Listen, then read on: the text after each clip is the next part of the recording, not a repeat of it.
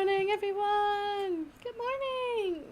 Good morning. Hi. Hold on. Let me get a little more comfy. Let me get a little comfy. Okay. Good morning, everybody. Hi. I've missed everyone.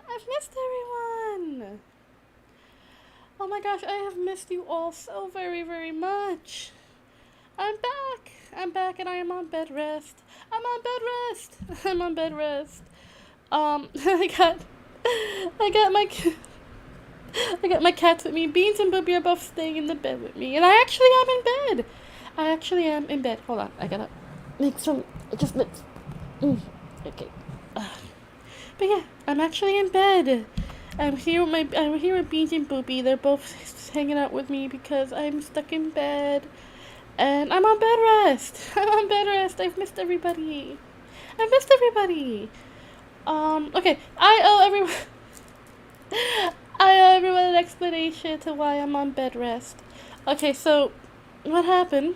Beans, you want your belly rubs? Hold on, Beans. I can give belly rubs. Give you belly rubs. Ah, okay. Never mind then. She doesn't want belly rubs. So I owe everyone an explanation. So I was supposed to do a stream on last Friday. Unfortunately, on Thursday, not too long after my last stream, I was getting ready to go out and run some errands. And, oh, Booby, you're caught by the wire. Hold on. I was getting ready to go out and run some errands, and, I had a bit of a fall. And I hit my head real bad. Like, I hit the back of my head really badly. Bad enough that I ended up getting a really bad nosebleed and a mild concussion. So Creator, being the paranoiac he is, rushed me to the hospital. Because I had a concussion. It wasn't a serious concussion, it was just very mild, but it's better safe than sorry, especially since my health is already quite poor. My Creator didn't want to take any chances, so I got injured real bad. Cal, thank you for showing up. Thank you for popping in. I'm so happy that you're here. Hold on. Where is my chat box? I don't see my chat box. The chat box should be here. There's my chat box. Okay. Hi, Cal. Thank you. Thank you for stopping by. I hope your stream went well. I know you were streaming earlier. I hope your stream went well. Regan, hi. You guys, I saw a bit of your stream earlier. It was awesome. It was fun. Definitely you're not still in the hospital. Nope, I'm not in the hospital. I am home in bed. Actually in bed. I'm in my comfy, cozy bed. Cozy bed. I'm feeling better. I was ordered by the doctors to stay on bed rest until I have recovered from the vertigo that I have developed now that I have this bump on the back of my head. Yeah, Regan! Oh my god, you guys, Regan got a new model and it looks amazing! It looks super pug. I am in love. I love it. Regan, next time you come on stream, we gotta show off your new model. It's so cool. I missed you guys so much. Being on bed rest sucks. I can't do too much screen time either. Everything is still very sensitive, like my vision, my hearing, everything is still a little sensitive. I still get a little woozy, but the doctor says that's normal until I recover. And I haven't had any more symptoms of a possible concussion or brain hemorrhaging or anything like that. So I'm okay. I'm healing. But I actually had to do this setup for my bed. So I actually am on my bed. I'm nice and cozy and comfortable. I have a fan going because it's extremely humid where I am right now, and I'm not about that humid life. So it's enough that I get very uncomfortable with one way or another. So yes, we can go to bed. It's late. Go get some sleep. I know you got stuff to do in the morning. But thank you for stopping by. I appreciate it. Big preaches. Let's hang out later. Big preach though. Thank you for stopping by.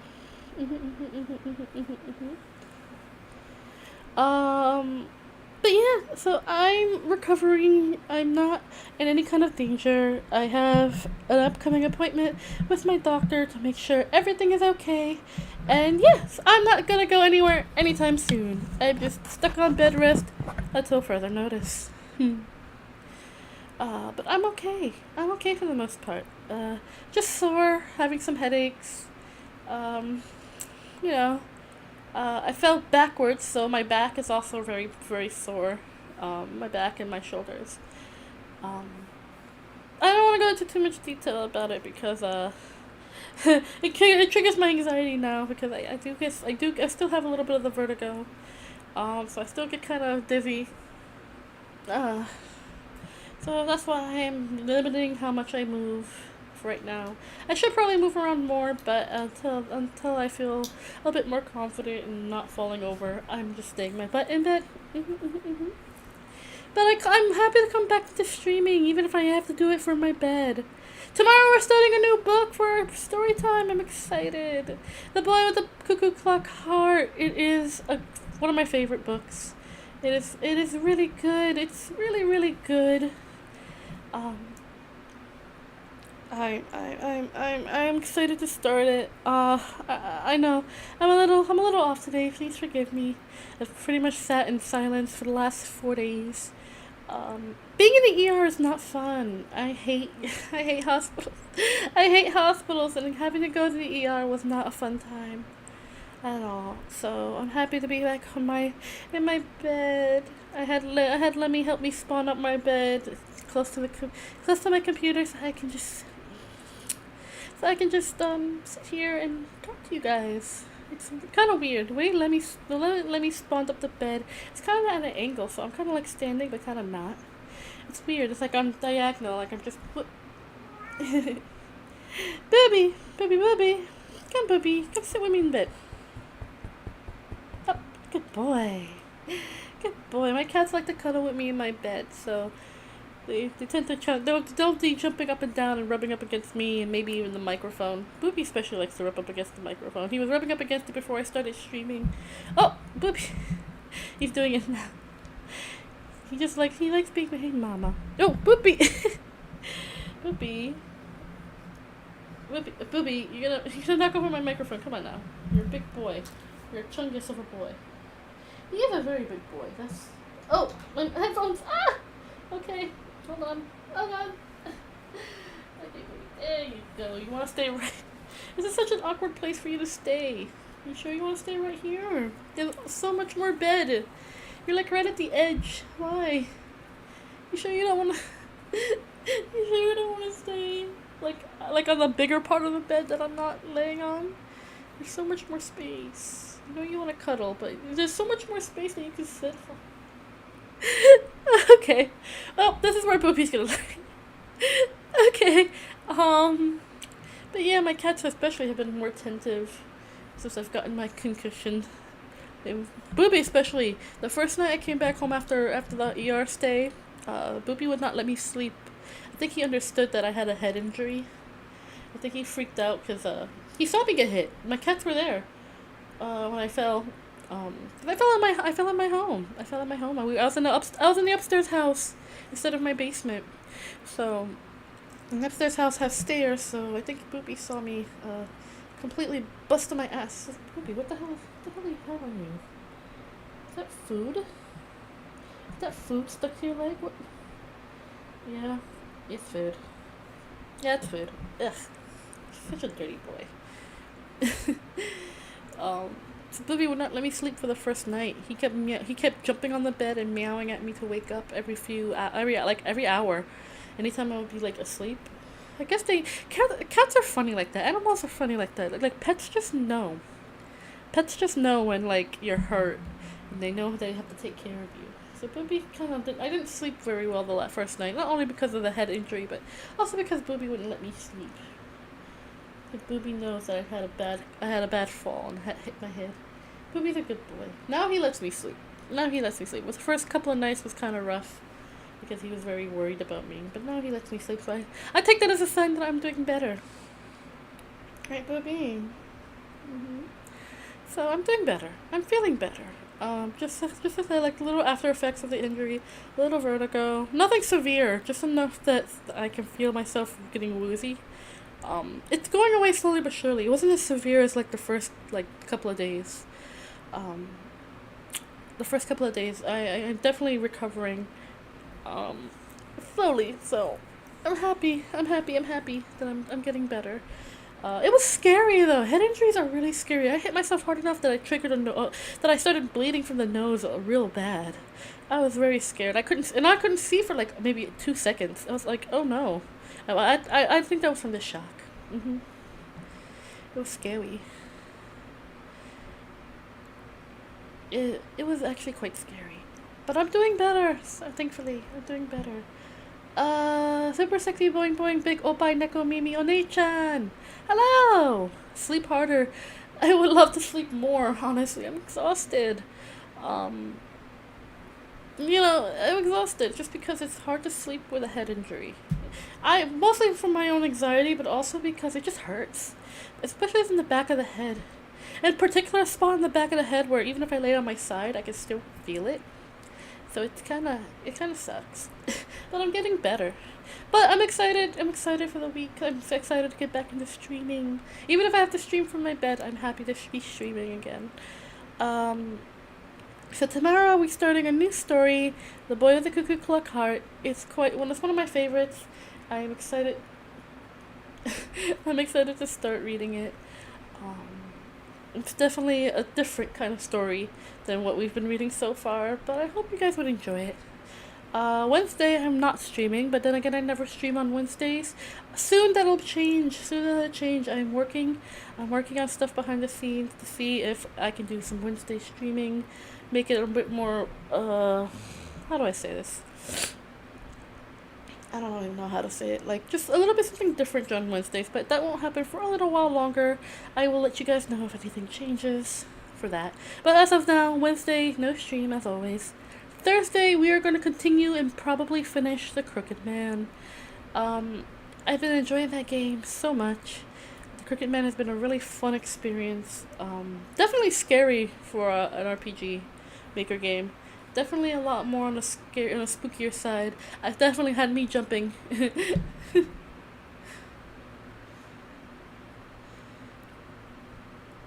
um, bro, I wish I could sleep too. Deadline, taxes, stress. Yeah, I can understand. I can understand that. That might be eating into shadow realms. I understand. I can understand that. The stress. It can be very stressful. I hope that you get some good quality sleep. You deserve it. You deserve good quality sleep, and I hope you get lots of rest. And I know how stressful the time can be, so I really hope that you manage to get some rest tonight, and feel better because I know how terrible all that stress can be. I know how terrible all that stress can be. Uh, Booby. My cats are on the bed with me. Booby's right on my side, and Beans, she keeps jumping up and down on the bed because I guess she can't find herself to get comfortable. It happens when you have cats that are very clingy. So yes, Thursday we'll be continuing and probably finishing The Cricket Man. I know there's like one or two more chapters left in the game, and they're gonna be relatively short. So if we blast through the third chapter of the game, the third level of the game. If we blast through it, I'm going to probably end up finishing it because I know it's not a super long game. I didn't want to finish it all in one stream because I don't know. I usually stream games for longer than that, but this is a shorter game and I didn't want to blast through it. Yeah, so that's that. Every day I speedrun my 8 hour sleep schedule into 3 hours. That's I don't think that's how that works. I don't think that's how that works. Super sexy boing boing big oppa neko mimi oni-chan. I don't think that's how that works. You need to get like a full. You can't speedrun sleep. It's not healthy. It's not healthy. You really need to get. We really need to get the full 8 hours. We really do. It's important. You know, good quality sleep gives you optimal performance for your brain and body. And then Friday, I've been promising this for the last 2 weeks, but then things kept popping up. Friday, we are doing a drawing stream. I've been feeling particularly creative lately. I've been taking a new approach on how I'm coming at my drawings. And lately I've been having a good time. I've been using pose references for my drawings because the one thing I struggle the most with is anatomy. I didn't study it often enough when I was learning how to draw. So when I draw freehand anatomy, it gets very awkward and stiff. So using anime or even normal body pose references kind of helps me understand how bodies work better. So I can use that as practice. Some people might say it's cheating. I say it's practice. Sorry I'm back. I had to go to the war room. That's fine, Cal. You do what you gotta do. The fact that you stopped by to say hi and hang out with me for a while means a lot, and you're my best friend, and I'm happy that you could be here. Thank you, Cal. Can I, I don't know what that is. I don't know how to go about that. Hold on. I'm gonna have to do a little research.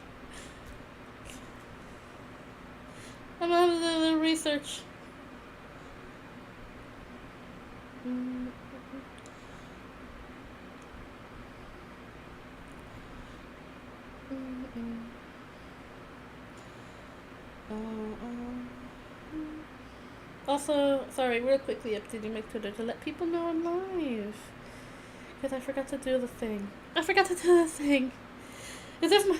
my short-term memory isn't already awful. As if my memory isn't already awful. My head injury makes it even worse. What is... hold on.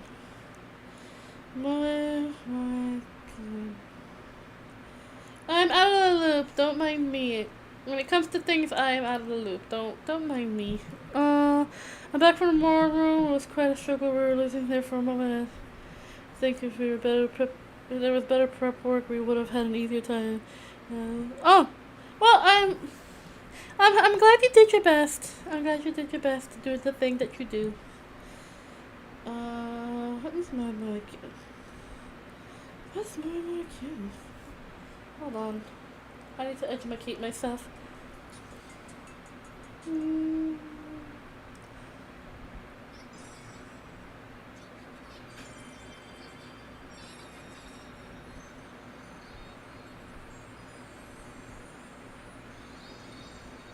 Interesting. I don't. My molecule? I don't know. Wasabi Man, hi! No, I'm not dead. I didn't die. I did not put myself in the forever box. I am okay. I am alive and recovering. I am okay. I'm okay. I had a bit of an accident last Thursday where I fell and hit my head really badly. Had a bit of a mild concussion. I'm not gonna die though. I'm recovering slowly but surely. I made a tougher stuff than that. I made a much tougher stuff than that. Little beans, get down from there. Don't go. I know you're very hyper. My little beans have to zoomies, so she's jumping all over stuff. Beans, my little beans. Get down from there, please. Get down. I know. What? Do you see a bug? Is that what you're chasing? Is that what you're chasing? You're chasing a bug. Or do you have the zoomies and you're just running around?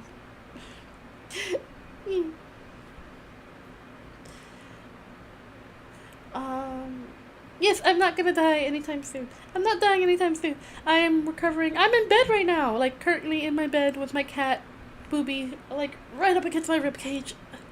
Because Booby always loves to be right up against my ribcage when we sleep. Beans is jumping around on stuff because she has the zoomies. I rather hope that she didn't jump around on stuff because, well, she's better than Booby. Booby jumps around and stuff. He knocks things over, and he broke a bottle. Oh my gosh, I gotta tell you, Booby was so bad the other day. He broke a bottle. He was jumping up on the mueble, what do you call it? The furniture, the shelves, the shelving units that we have. We have like these really antique shelving units in the main house. Oh man, Creator was so mad. We had some decorative bottles that he had gotten from some colleagues from work, and Booby jumped on one of the muebles, one of the shelving units that we have, and he knocked over the bottle. And oh, Booby got in trouble. Booby got yelled at. I got yelled at, but Creator was a lot nicer to me since I was still hurt. But oh, Booby got mad. Booby got in mad trouble. He got in mad trouble, girl. He got in so much trouble. It was actually really bad. Oh no. Creator put him in the bathroom and locked him in there for the rest of the night with some food and water. And oh. Booby's a good boy normally, but he has this bad habit of jumping on furniture when he wants attention. It's like his way of like saying, "Hey, I'm here. Look at me." Like Mr. Meeseeks. I'm Mr. Meeseeks, look at me! But he can't exactly talk, so he'll meow really loudly, and he'll jump up on furniture when he's not supposed to, and knock things over. So this is the first time he's knocked things over before, like photos, but this is the first time he's broken something, and that's not good. There was so much glass everywhere. Oh! Beans is still jumping up on stuff. She just jumped up on top of my bookshelf, which is actually pretty high up, so I'm impressed. That was a good jump. Good jump, Bean. I think she's chasing a bug or something. I don't see it, but I think she does. Existence is pain. Look at me. Exactly, Cal. You got it. You got it. My throat's a little sore because the air has been dry in my room lately. It's been really humid, but also dry. It's weird. It's a weird combination. I haven't seen season 5 or a new season yet. I gotta catch up. That's what I've been doing when I've been on bed rest. I've been trying to catch up on a bunch of shows that I'm watching. Last night I was trying to finish watching the season 2 of the Cuphead show. I ended up falling asleep halfway through, so I'm probably gonna finish that. And then I'm gonna go back to watching Rick and Morty. I haven't seen season 5 or 6. Or no, I know season 6 is just coming out. So just came out, so I gotta check that out soon. But yeah, I generally don't have a lot of time and I also have to catch up on a lot of anime too. So while I'm on rest, I'm gonna try to do all that. It's really hard because I tend to have a very busy schedule normally, so I don't get the chance to just sit down all the time and watch the shows I want to watch and stuff. But I've been having a good time resting. I get to actually be lazy for once. I get to be lazy. So yeah, I'll catch up. I will catch up, I promise. But yeah, so there's not much to update. You know, if you guys follow me on Twitter, you guys kind of know the deal of how I'm doing. That's usually where I update the most. I don't have like a community page here yet on the good old YouTube. Otherwise, I'd be able to update here as well. Until then, watch the shows for you, don't worry. Thank you, Miss Levy, man. I hope you enjoy them. I know I want to. But yeah, so I'm just in bed. I have a cup of tea next to me on my night table. Oh, I'm dropping everything. So, just trying to keep myself from getting sick. The ER was really cold. So I think I might have caught a bit of a cold from the cold ER room. Because I was there for hours. You know how it is when you're in the emergency room. They'll leave you there for hours if they don't think it's severe enough. But I'm having some tea because I think I did catch a slight cold. Being in the ER where it's freezing. They kept it so cold. I don't know why. I understand it's still it's still summer, but they kept that place so cold. I was like, I need a sweater. Do I have a VTuber Discord server? I do not. And I don't think I'll make one anytime soon. The simple fact is, I'm not very active. I'm not very active, like, on this. I mean, I'm active on Discord, but I'm not active in groups. Like, I'm a part of a whole bunch of other, like, VTuber Discords and a bunch of personal friend Discords, and I'm not always active because socializing is exhausting sometimes, and I know I have a very low social battery as it is, because I'm always alone. So for me, I love hanging out with my friends, and I would do it all day, every day if I could. But it's like that battery just drains and drains and drains. Plus, I need help. I would need help moderating and taking care of that Discord server whenever I'm not online, and yeah. So it's a lot to consider when making a Discord. I need mods. I need help. I'm not good at these sort of things. I'm not good at these sort of things. I'm really not. So maybe I might make one. You know what? If I hit 100 subscribers here on YouTube, I might end up making one anyway. I should anyway. But I want to reach some milestones before I decide to do that. Because I don't want to make a Discord and then there's nobody there to hang out with us and stuff. I'll ask Regan for their help. If anything. Since you say that Regan is a professional Discord mod, I'll ask Regan for their help. Maybe they can help me. Yes. But until then, I really want to reach a milestone before I decide to make a Discord server, because like I said, I want to make if I make a server, I want to make sure we have all our friends and floofles to hang out with us. It'd be so much fun. But yeah. Excuse me. Excuse me. Yep, slight cold. But I'll be fine. I'll recover. Colds are nothing to me. I can get rid of a cold very easily. It's everything else that I can't get over. Like this headache. Like the headaches I get. But it's not severe headaches. It's just like, ow, it hurts. Ow, it hurts. Ow, it hurts. I would happily volunteer to post like one gift a month if you make a Discord. I would appreciate that. I might make a Discord. I'll think about it and let you guys know. Mostly because I don't know. I wanna make sure that we have friends and floofles to come and join us there. We'll figure it out. I'll figure it out. I'll think about it. I'll see what we can do. I just want to take my time with these things, you know? I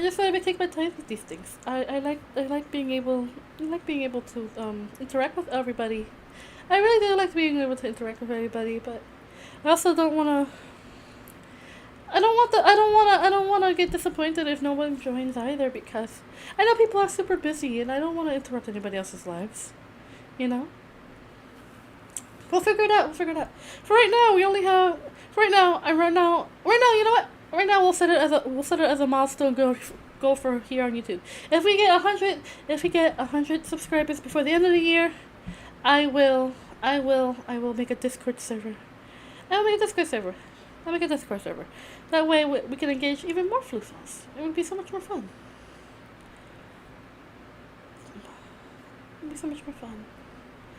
Cal, I know you joined. I joined yours. Don't force other people to join. I want people to join on their own volition. I don't want people to be forced to join.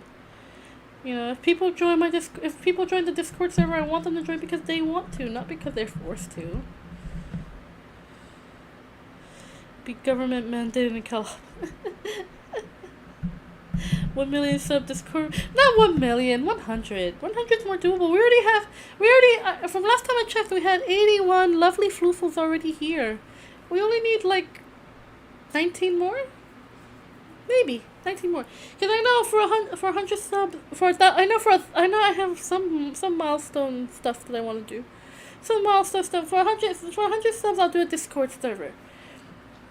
100 subs, I'll do a Discord server. If I did, I want to do a karaoke stream, but I don't know if I want to do that for 100 subs or 1,000 subs.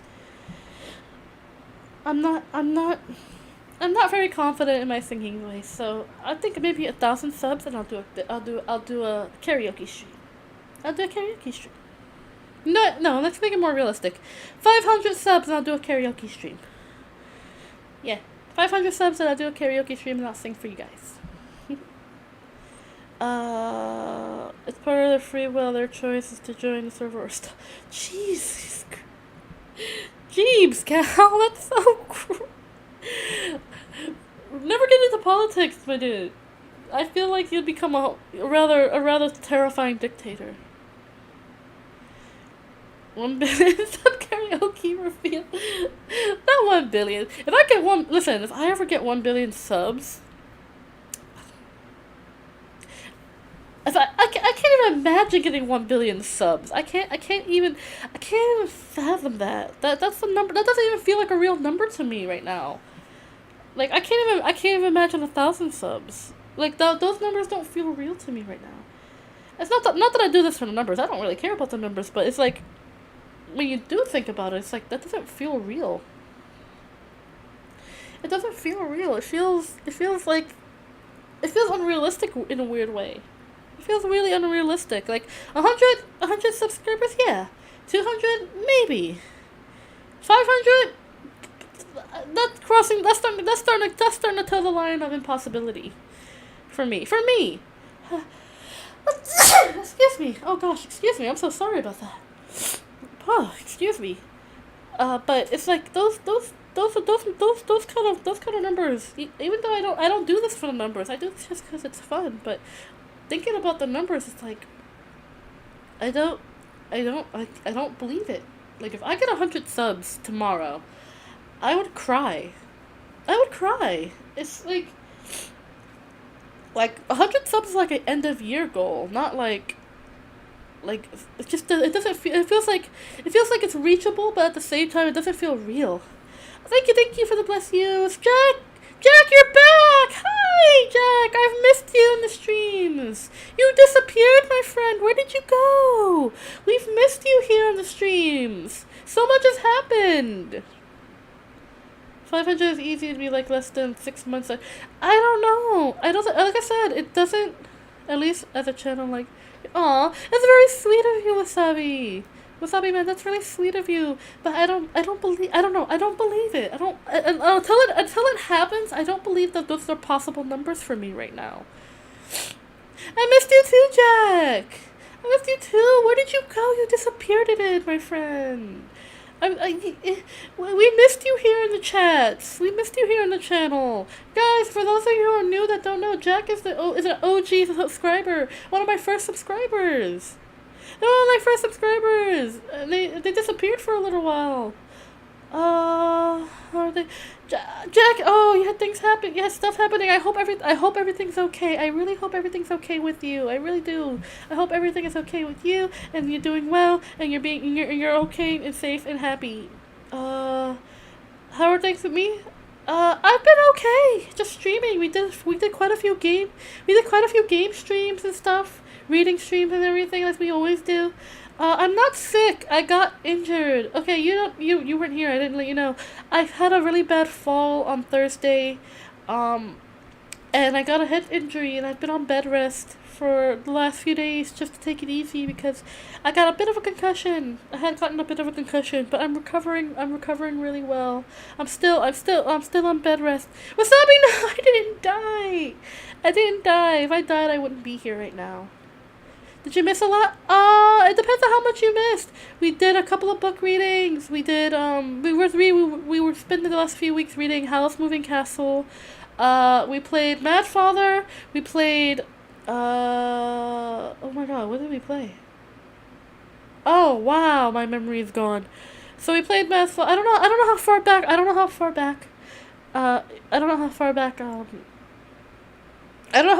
we have to go because we played Undertale. We played and finished Undertale and got the pacifist ending. We played Mad Father, got the bad ending, and then we got the good ending. We're playing The Crooked Man right now. Some reading streams. We've read Howl's Moving Castle. I think we finished reading Holes by Louis Sakar. We're going to be starting the Boy with the Cuckoo Clock Heart by Matthias Massalea. I don't know how to pronounce his last name. It's in French. I don't know. A lot had happened. I don't know how much you've missed. I don't know how much you've missed. I'm not a clone. Cal, no, I'm not a clone. If the world can barely handle one of me. If there was a clone of me, the world would explode. Okay? The creator can't remake me. The creator can't remake me. I am one of a kind. Okay, 3.0. There needs to be a 2.0 before there's a 3.0.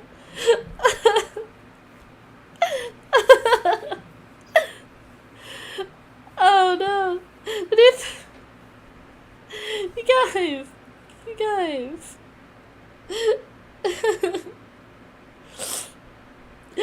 I'm okay. I didn't die. I didn't get remade. I am not cloned. I'm fine. I just bumped the back of my head. I am going to recover just fine. Believe me, I would let you guys know if I was in a position where my health was in serious trouble. But I do try to keep myself super healthy, and I'm okay. I just had a little accident, and I'm okay. The lore. Don't put no lore where there isn't any. Jeebs. If you guys want lore, I can give you lore. You just have to ask. I just have to ask. It's not like my lore is very complicated. We wrote a whole story on it, remember? It's hot Teddy. I can never get over the fact that you think creator is hot, Jack. I'll never get over that. Creator is taking care of me when they can between work. I'm okay for the most part. The first couple of nights they were worried, but I'm okay. I'm in no immediate danger, so things are going back to normal slowly but surely. Creator does check up on me every once in a while. Lore. Lore! The lore, you guys, the lore! Bring out my inner Markiplier. The lore! The lore! Spill some new lore? There's not really any new lore. Nothing really new has happened. I mean, there isn't very much lore. Maybe you might get some. You know what? You might if you guys follow me on Twitter, you might get a little bit of secret lore that might pop up. That might pop up, in a week, maybe. Why is my bed upright? Because I was struggling to get my laptop in the right angle so that you guys could see me, and I didn't feel super uncomfortable. So Lemmy is now propping up my bed at a weird angle, so that I can see you all. Spill some lore. I'm ambidextrous. There's some lore that you guys can take. I'm ambidextrous. I was created in a test tube originally before I was put in an incubator. There you go. I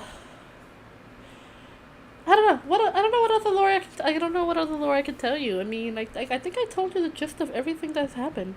My bedroom is an Eldritch anomaly. My creator is a mad scientist who also does some very questionable gray zone area experimentations and stuff in terms of legality. And I am half cat. Yes, that is where I'm both left and right-handed. My right hand is stronger than my left, but I can use both fairly easily and fairly well. Yes. I am double left hand. There you go. I have two left hands.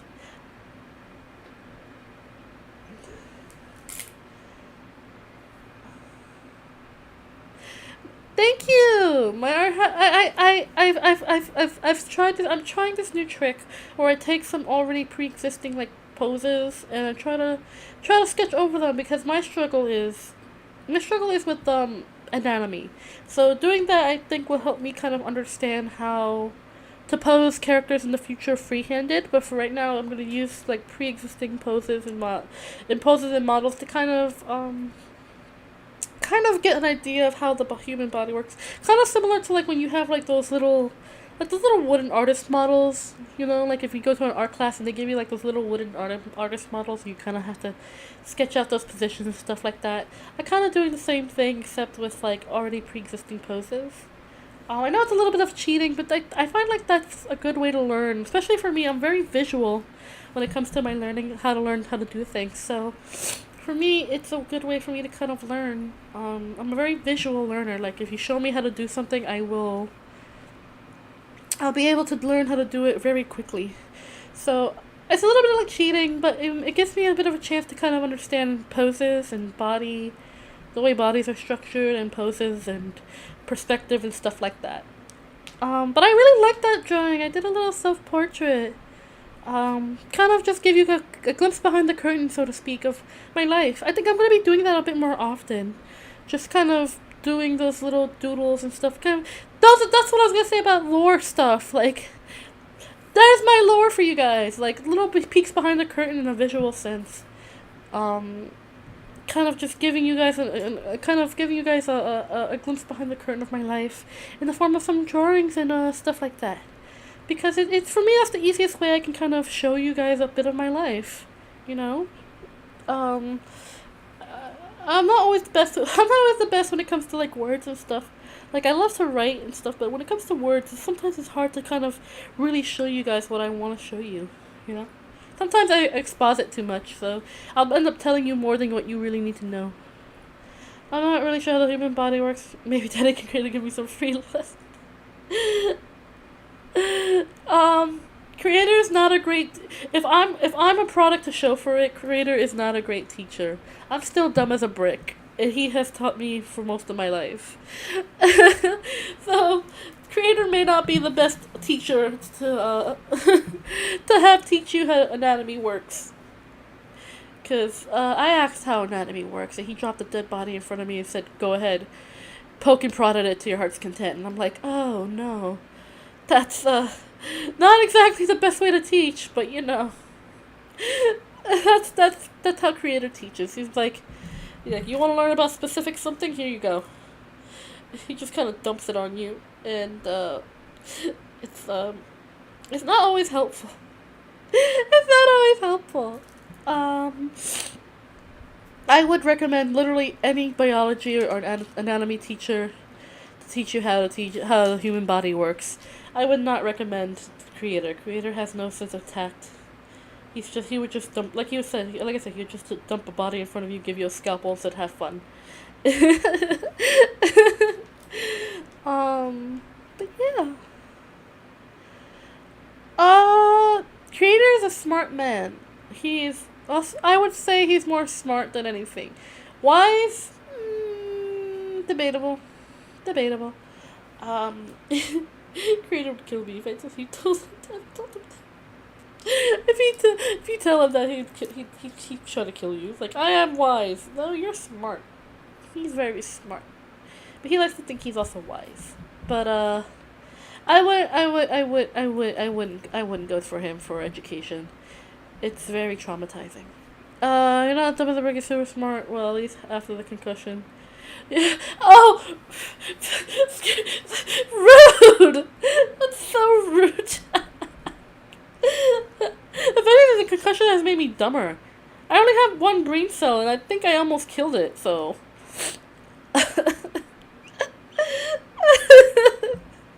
Rude. I'm not dumb. I'm just not smart in some things, you know? Academically, I struggle. But I'm not stupid. You know? I'm not... You know, I say that I'm dumb as a brick, but only on some things. You know, if you put a math problem in front of me, I would be like, no. Because I know I would never be able to solve it correctly. Like, if you gave me, like, a super hard equation, I wouldn't... Like, algebra! I hate algebra. I've always hated algebra because numbers are hard. And when you add letters to numbers, it just makes it even harder.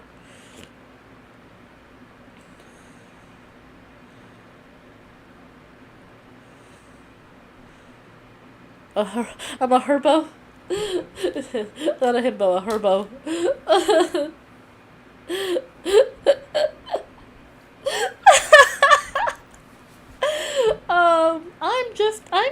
I'm a cat. I can be smart in one ways and dumb in others. Just like normal cats.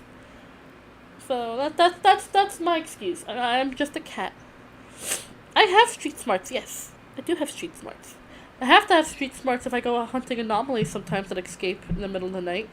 I have to be able to be smart in the street and not get hurt or have anyone get hurt or anyone hurt anybody or stuff like that. Yeah. But yeah, so I'll probably do some lore dumping in terms of drawings. Give you guys a glimpse into my life. The one I drew is also on my Twitter if you haven't seen it. I feel quite proud of it. I like it very much. It took me a long time to draw it because I'm not very fast at drawing. But it was fun. It was fun. I really enjoyed it. I want to do another one. And I do want to.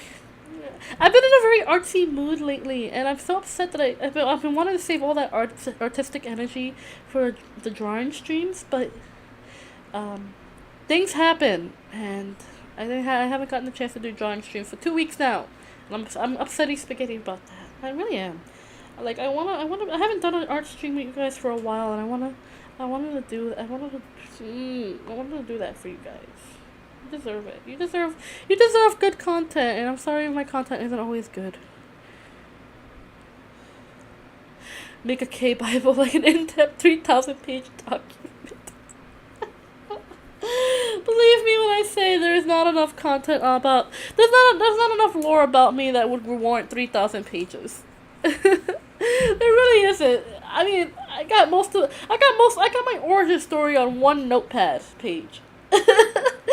So it's not like I really have a lot to tell about myself. I'm just a cat. I am just cat. I am a cat. I am just a cat person that was created as a companion, and I do a bunch of stuff to kind of entertain myself throughout the day. I hunt anomalies whenever they escape or become a threat to humanity on creators' request, because those sort of things are not safe. They're dangerous, especially if they escape the basement. Sometimes our basement security is kind of crappy. Excuse me. I actually had some good sleep last night. It was quite chilly last night. Like, the weather's starting to get colder, and I'm super happy about that. So I actually slept really well last night because it was actually quite cool. It's quite cool. I was really enjoying the cold weather and getting that much needed rest. Even the kitties, usually when they go crazy at night, they weren't crazy at all last night. They were very good. So I got some really good sleep. I hope I can get to sleep some more tonight. I hope I get to sleep better tonight as well. I really need to catch up on some good sleep.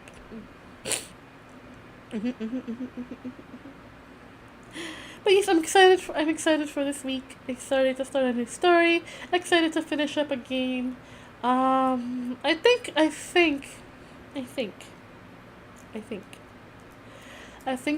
I might play. Because I know the Crooked Man is part of a 4-game series, and I'm not playing that in a row. I don't plan to play that game. I don't plan to play those games in a row, so I might end up playing a different game. I have I'm gonna look into real quickly I'm gonna look into my game folders, because I forget what games I have that I can play. Oh, I got Ebe! I forgot I got Ebe. And I wanted to play Ebe. I'm trying to figure out how to fix the settings for the Witch's House. And I do want to continue playing the Witch's House, but the settings are terrible. The lag was awful. I have not figured out how to fix that, so I will be taking the time to fix that on Wednesday.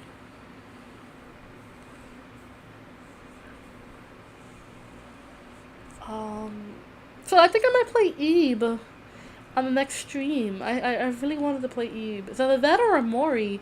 I haven't decided yet which I wanted to play. I remember those later Crooked Man games were weird.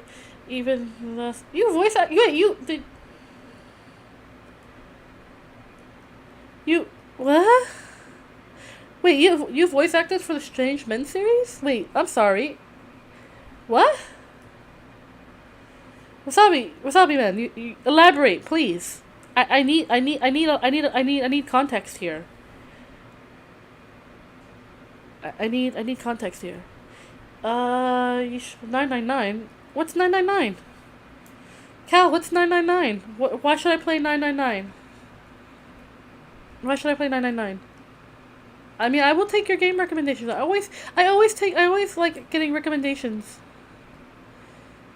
Oh, it was voice acted. Oh, okay. I was gonna say, you voice acted in a game? That you would have to tell me because I would play it. That's super cool. You did not though, but it's okay. It's okay. It's okay. But yeah, I might end up playing Ebe. I wanted to play Ebe for a while. 9 doors, 9 persons, 9 hours. The visual novel puzzle game. I'll see if I can make it work. I'll see if. Oh gosh, everything's freaking out. Hold on. I'll see if I can make it work. Because I tried playing Dream Daddy on stream and that didn't want to work. So, we'll figure it out. We'll see. We'll see. And it has. We'll see. We'll see. We'll see. We'll see. We'll see. I'll check it out. See if my computer can handle it. And if it can't, I'll play it. I'll play it. So I think my next game though I will play Ebe because it's a toss up for me between Ebe or Mori. Both games I want to play very much because both games I have very big interest in. I really like them. I also have excuse me, oh my gosh. I also have Paranoiac, which is another RPG horror game, but I think I might want to scooch away a little bit from that kind of horror, that kind of chase horror, since we're doing The Crooked Man right now, which is kind of like a chasing horror game. Paranoiac is also kind of a self-contained chasing horror game, but I wanna take a quick break from that to play something else. So Ebe might be the next game we play.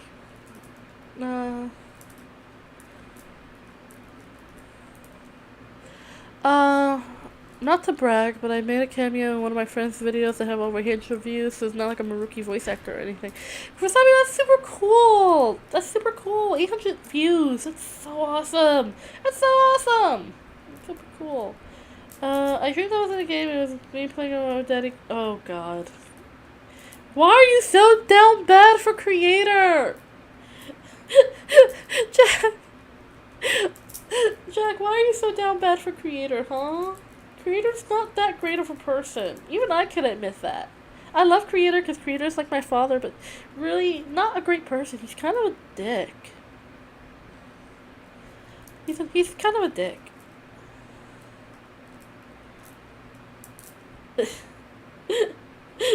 Cap. I'm calling Cap on that, Cal.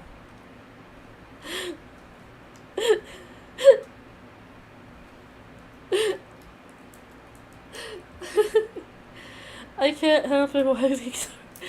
Don't take it personally, Jack. He ignores everyone. He has like zero romantic interest for most people. If any people. All... I'm actually trying. You guys, I can't.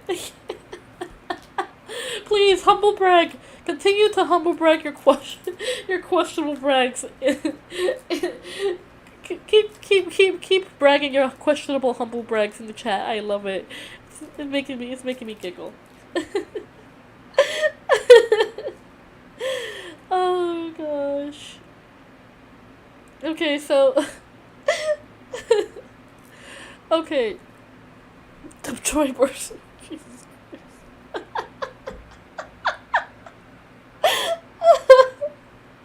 Oh. So yes, the next game I'm gonna play is Ebe. And then maybe between Amori or Paranoiac. I also have Fran Bow on here. I want to see if I can make that work. Fran Bow is a game I haven't played in a very long time, which I quite like the game. I remember maybe the first part of like the first chapter of that game, and that's it. Like the first like 1 or 2 chapters of that game, and after that everything's a blur. Because I haven't played it in a very long time. But if I can get Fran Bow to work, I might end up playing it on stream. I have Frambo and I have Little Misfortune. I have not played or have seen gameplay of Little Misfortune, so I really wanted to play that on a stream. So I have no idea how the game is gonna go, what the storyline is. I'm going to go in that blind. But I'm gonna see if I can try to make it work. I'm gonna do some test streams this Wednesday. Just keep myself busy, see if I can make it work. I want to play different games other than just RPG Maker games. Even though I love RPG Maker games, they're very fun. And then of course we got the Boogeyman, the Hangman, and the Sandman, which are other parts of the Strange Men series after the Crooked Man. So, excuse me, there'll be games we'll play. I'm snotty. I'm getting snotty. I'm getting sniffly. I am definitely catching a cold. Ugh, stupid cold ER room. I hate it. I hate hospitals. I always come back. Every time I go to a hospital, I always end up getting a cold right after. It's so stupid. I hate it. I hate it. But I have a whole lineup of games. I wanted to play Poppy Playtime. I wanted to play Poppy Playtime because it looks like such a fun, scary game. But I don't know. I'd have to buy it. I don't know. I don't know if I have it in me. I don't know if I have it in me. Play Kanye Quest 3030. Maybe. I'll still consider. I have heard of that game. I have heard of that game, and I will consider that. Because I'm not a fan of Kanye East. Or Kanye East. Sorry. Let's see. It's good. I will check it out.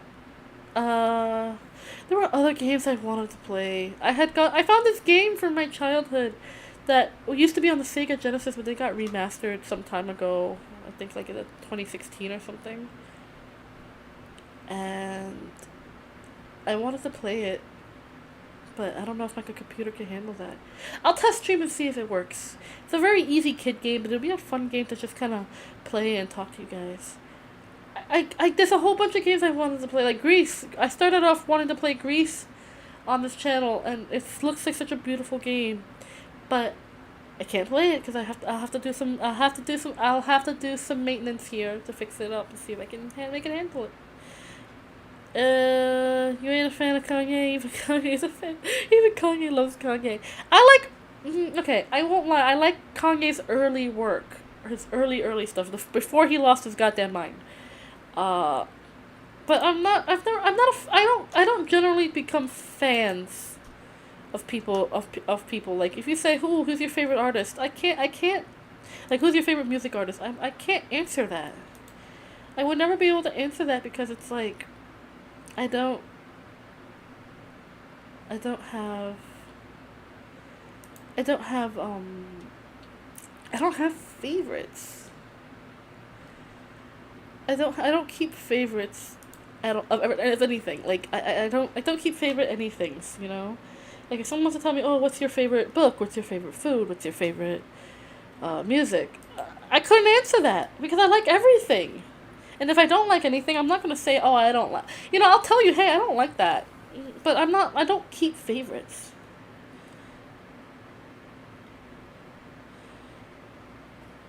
I'm not even going to read that. I can't even read that. You like the old Kanye straight from the go Cal, why do you do this to me? Why do you do this to me? I'm not reading that. No, I'm not even gonna attempt to. Why do you do this? Ow! Why do you do this to me? I go through monthly favorites for artists. Yeah, it's like there's so many really talented people out there that I can't just say, oh, I favor one person over the other, because everybody has their own thing that everyone has their own thing that I like about their artwork. You know, about their art, like whether it's music, writing, actual like drawn or painted art. It's like things like I can't just say, oh, you know, that one's my favorite. I can't. I'm just be like, I can say what's my favorite part of something, but I can never say what is a definite. I don't have definite favorites. I can say, oh, it's one of my I can say, oh, I like this. It's one of my favorites because yeah, it's one of my things that I like. But I don't keep favorites like real, like actual like favorites. Like I don't know. It's weird. It's weird to explain. I just like everything. And I like what I like, and I don't like what I don't like. Plain and simple. Because I'm a funny little fella. You are a funny little fella, Cal. You really are. My favorite artist is the one that does skateboard, maids, and zone tags. I like Zone. I do like Zone. What the hell? What was that? Lemmy, what was that? Oh, something happened. Something happened outside. I heard it. Zone. I like Zone. I like Zone's work. I do like Zone's work. Zone's part of my childhood. No, it should not be. For those who know, for those who know who Zone is, you know that should never be a part of anyone's childhood. No. Bad. Where's my spray bottle? Bad.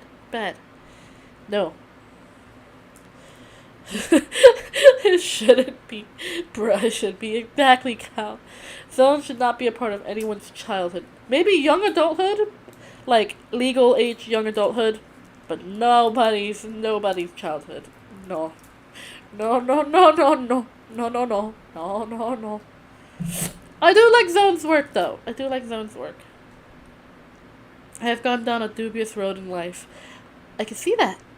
I think most of us do at certain points, but yeah, no, we'll strike that. We'll strike that from the record. Zone was not a part of anyone's childhood, for legal reasons. But I do like Zone's work. I really do, and I think Zone Town is absolutely adorable.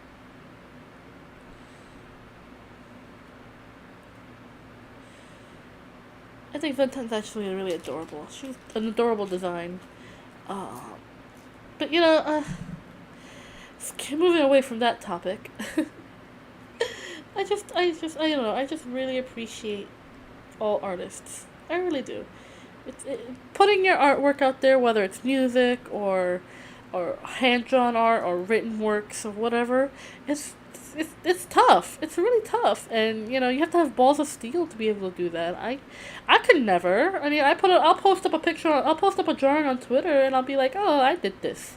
But if someone says, "Oh, that looks awful and ugly," blah, I'm gonna feel real sad. I might take it down. I wouldn't want to because I really feel proud of the art I've worked on. But it would feel bad.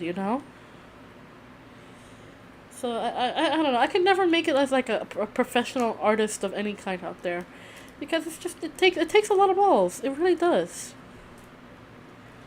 You gotta go, Jack. Thank you for stopping by, Jack. We've missed you in the chats. I hope I get to see you tomorrow for the reading stream, and on Thursday for the gameplay. You've missed us so much, and we've missed you here. I've missed you. I hope I'll see you tomorrow. Take care, friend. But yeah, I don't know. It's just balls of steel. I admire anybody who can just put themselves out there like that. Like even me doing this, I feel it's not anxiety inducing, but I do have a sense of nervousness because I would hate to have someone be like, "Oh, I hate your content. Your content's stupid. You're stupid." I mean, like. I mean, I'll feel conflicted because on one side of the coin, I'll be like, I made it as a VTuber. I got my first hate comment. But the second side is just like, oh, this feels awful, because not just for myself, but a lot of VTubers, we work very, very hard to bring you entertaining content and try to be like entertaining. Because at the end of the day, we're all entertainers, and. It can be really hurtful when someone's like, "Oh, your content sucks. I don't like your content. You're stupid and you suck and you should go into the forever box or whatever." Like, these are things that people face, especially not even just VTubers, but like content creators in general. And like, for me, it's like, if you don't like our content, why are you watching? You don't have to be that person to be like, "Oh, your content sucks and I don't like you." Like, you don't have to say things like that. It's unnecessary. If you don't like our content, just don't watch. It's as simple as that. But a lot of people are just so filled with angry emotions and hatred and stuff that they just have to say, "Oh, you suck, blah blah blah. Your content is butt." It's silly. It's silly. It's so silly. Like, there's a reason. Like, there's a reason why there's a reason why there's a reason why like the little X icon on Windows exists. If you don't like our content, just X out of the window and don't watch. It's plain and simple. Like, some of my VTuber friends, I've seen them talk about how they get like these private messages of people saying, "Oh, my partner pays attention more to you than they do to me, and I hate you for it. You suck." Or, "Oh, I don't like your content because you swear a lot." Or "I don't like that you're playing the game this way. Your content's stupid." Or, "I hate the way your voice sounds because, you sound nasally, or you sound squeaky, or you sound stupid. Or your accent is really fake sounding, or you can't, no one can understand what you're," like, what, why do you have to be mean? Like, come on. There's literally no reason for all of that. Before I say, you're one of my favorite streamers, and I have the most fun watching you chat and listening to you read, and Daddy Green is always the right. Jack, you are such a sweet bean. I love you, my friend. Mwah, mwah, mwah, mwah, mwah. You get all the cake kisses. You get all the cake kisses for being a wonderful floofle and friend. And I'm so happy. I'm so happy you're back. I actually am legitimately happy you're back. I was thinking about you the other day. I was like, I haven't seen Jack in a while. I hope they're okay. I was worried about you. I'm so happy that you're here. I'm happy that you're here, Jack. Thank you for being here. Thank you for being one of our wonderful floofles. I'm so happy that you're back. I really am. I really am. I'm super happy that you're back. We've missed you. We've missed you here. Uh, See, this is what I love. I love this. I like the positive stuff. I can't pretend that the negative doesn't exist because it does. There's always gonna be negative Nellies out there, but you know what? I focus more on the positive because I have lovely foofles like you guys that tell me such wonderful things, even though I don't deserve those such wonderful and kind words. But you guys give me those lovely kind words, and it makes me super happy. It makes me want to work much harder to give you guys better content. It really does. You guys motivate me every day to want to be better and do better for all of you. And in general as a person. Like, you guys are so lovely and wonderful. You guys make me so happy. Send in the warm and fuzzies. Oh, the warm and fuzzies. I love the warm and fuzzies. You guys, because sometimes, I'll be honest with you guys, sometimes it can be really hard coming up here and being like, I'm here, I want to talk to you guys, and trying to be entertaining and making sure that I get to talk to you guys and interact with everyone and make sure that you guys are entertained. And it can be real stressful sometimes because I get insecure, you know, just like any other normal person. I get really insecure, and I want to make sure that I give you guys the best possible content that I can give you right now. I know it's not the best stuff, but with what the limitations I have currently, I want to make sure I can give you guys the best possible entertainment I can give you. Because I love you guys! I really do. I love all my floofles. Every person that comes in to view, even if it's just for a few minutes. I love you guys so very much, and it makes me so happy that you guys could be here. You guys are lovely and wonderful. I'm so happy that you guys are here. It really does make me super happy. Oh, it really does. It, it really makes me happy, okay? I can't explain it any other way. I feel happy when I see you guys here, and you guys have such sweet words for me, and it just makes me so happy, okay? I don't know. I try my best, I really do, and I hope that it's good enough for you guys. I really do. Because I get super insecure. I do. Like, sometimes I feel like if a stream isn't going well, or even after a short stream, I get worried that, was I good enough for you guys? Did I do well for you? Was I entertaining enough? Did I make you guys smile? Did I do enough to make sure that your day was a little bit brighter? Those are things I think about a lot. Yes, and when I do my scheduling, I always worry, will this be enough for you? You know? I try my best. Your content is pretty awesome, sauce, and amazing. Wasabi, that's very sweet of you to say. I really hope so. I really hope so, because I do try my best. Like I said, I'm very limited with my equipment and what I have here. And I do the best with what I can with what I have. And I just want to make sure that it's good enough for you guys. Even sitting here just talking to you guys, I hope it's enough, because I do genuinely like talking to you guys. It's not just, oh, how are you guys? Now let me talk about my day. You know, I mean, yeah, I want to fill the space, but I also want to interact with you guys, you know? If I say, hey, you know, what? Oh no! Hold on. Hold on, I'll be right back. I wasn't expecting anything. Hold on. Hold on one moment. I'll be right back. I got someone in the door. Hold on. The creator's not home right now, so I gotta go take care of that. I'll be right back. Oh, coming!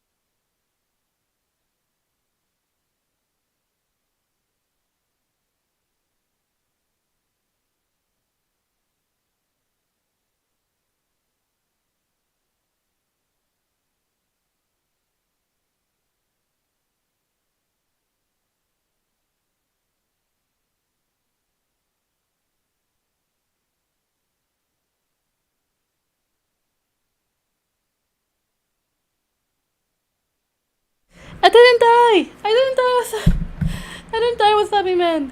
Hold on. I'm coming back. Hold on. No, that's wrong button. Wrong button. Everything's broken already. I'm back. No, I'm sorry. It was the neighbor lady. You guys, you don't know about the neighbor lady. The neighbor lady is a wonderful lady that lives next door to us. And Creator called her. Creator called her to have her check up on me. Because Creator's not home right now. Creator's out and about at his normal day job. And neighbor lady came to check up on me. It was super nice of her. Neighbor lady is literally just a normal person who lives next door to us. She's very she complained once about all the weird sounds that comes from the basements. And ever since then we've been very nice to her. We've been very nice to her. Neighbor lady's very nice. Lived next door to her forever since my creation. She doesn't know that I'm half cat. She thinks that the ears and the tail are like a costume that I wear to cope with life. And technically, no, we haven't corrected her. So she just thinks I'm nuts. But she's very nice, and she came to check up on me because Creator called her to check up on me, and I'm okay. I have such nice neighbors. I do. I have really nice neighbors. The Creator called to have her check up on me to see if I'm still alive. I'm okay. Neighbor lady's very nice. Neighbor lady's very, very nice. She brought me cookies. She's very nice. Neighbor lady lore. There's no lore. It's just neighbor lady is just a neighbor lady. Baby, you're back on the bed with me again. Hi, buddy. You're not gonna try to eat my mic stand again, are you? No? You good? You good, okay. But yeah, what was I saying before? Yeah, just my imposter syndrome. I don't feel like I'm good enough. But I do my best for you guys, I do. Because I love you guys. I love you guys so very much. I do. I really do. I was really sad this whole weekend because I felt terrible about having to cancel my Friday stream because of my injury. I felt really bad. I felt terrible. I do. I'm feeling really bad about, like, anytime I have to cancel because of whatever reason, I feel terrible. I really do. I don't want to leave you guys hanging. I don't want to be a lackadaisical streamer, you know. I want to be able to give you guys the content you deserve and brighten your day. That's all I want. That's all I care about, is brightening your day, you know. And talking to you guys. I love talking to you guys. I love being able to talk to my chat. I do. I love interacting with you guys. I do.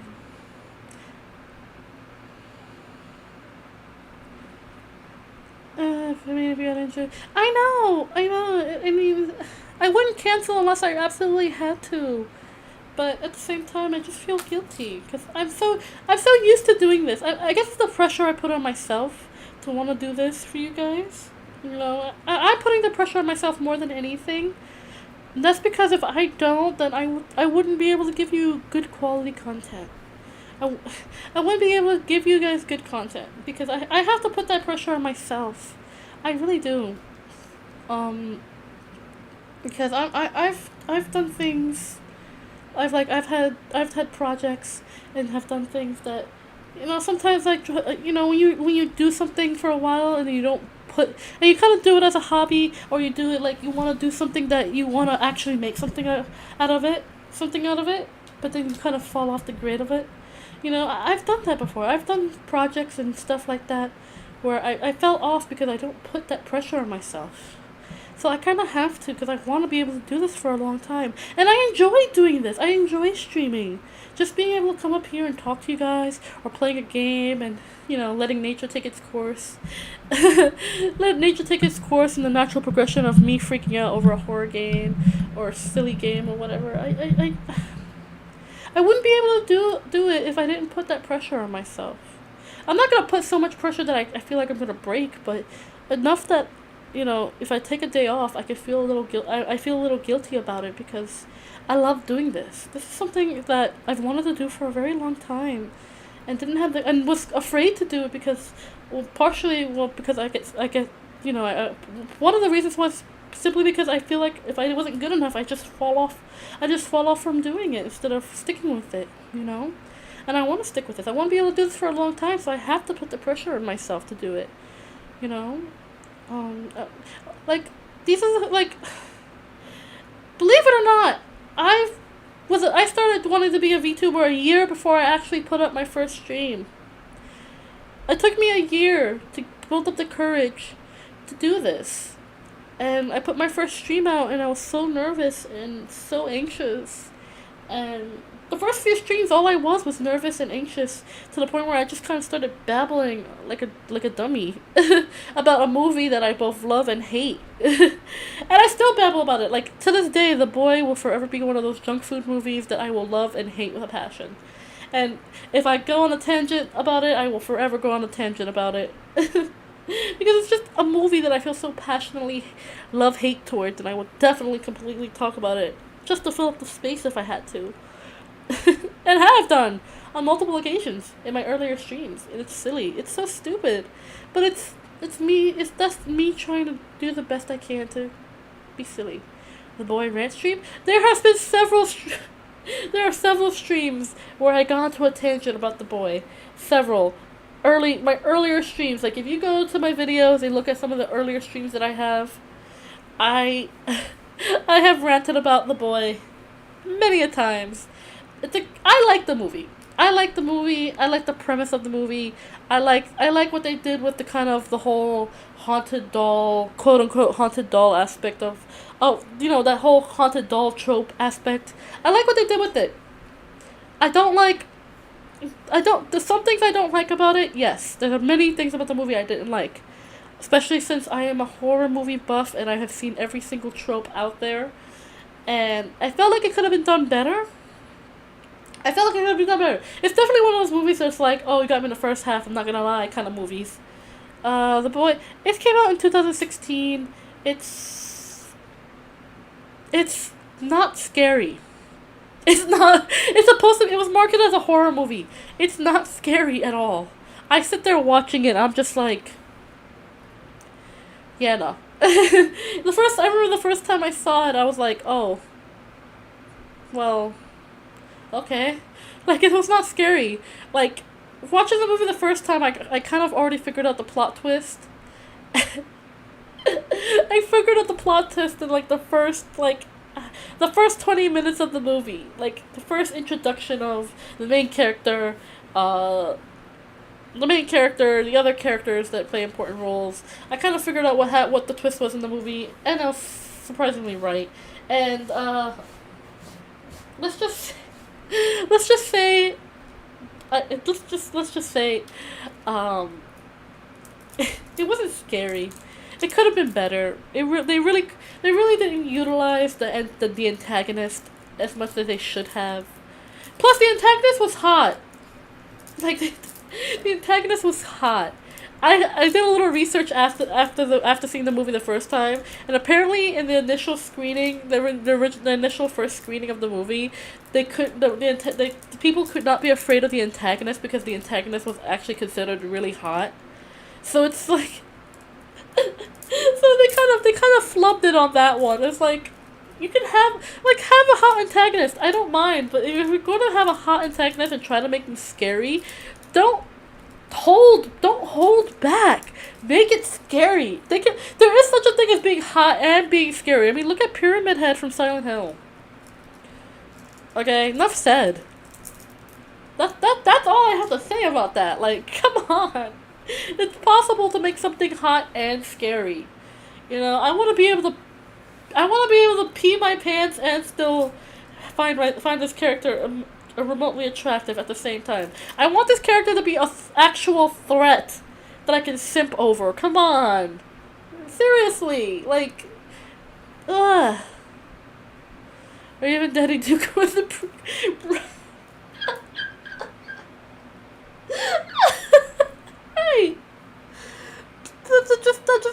you rather listen. If you're gonna make a hot antagonist that you want to be scary, either go full force or don't.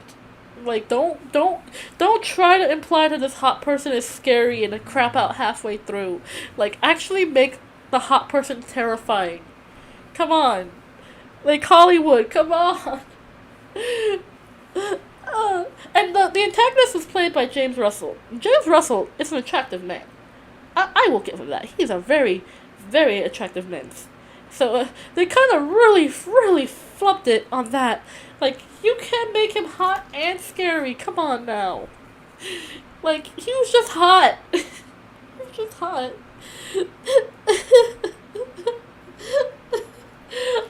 I don't know. I'm disappointed. I like the movie as junk food. A movie that I can just watch brain dead. I can be brain dead watching it, and it just be good entertainment. It's definitely a movie you can't take seriously. It shouldn't take seriously. It's a movie I would put on a first date and be like, let's rip this movie in half. Let's really rip this movie a new butthole because it's just terrible. It's a horrible movie. I mean, I love bad movies.